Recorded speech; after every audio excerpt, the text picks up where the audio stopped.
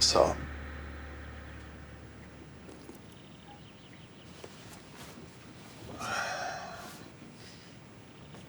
Yardım edeyim. Teşekkür ederim.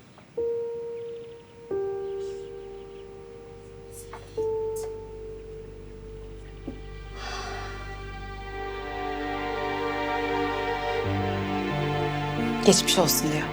Çok sağ ol. Mahinur, seninle biraz konuşsak mı?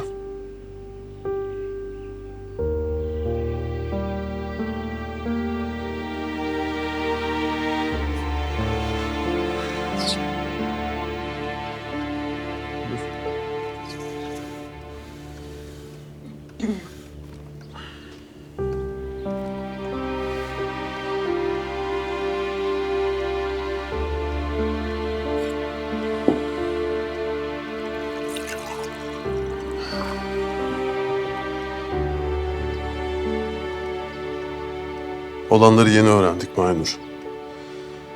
Tahir Bey'e saldıranın Melek olduğunu. Sen de biliyordun ama abla. İnkar etme. Yoksa ben yapmadım derdin. Suçsuzum derdin.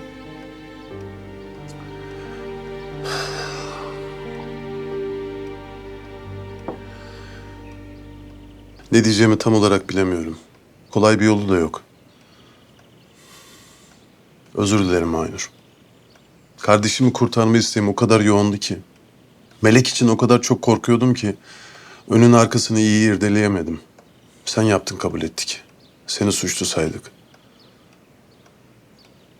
Benim hatam, Çağla'yı da yanlış yönlendirdim. Affet beni Mahinur.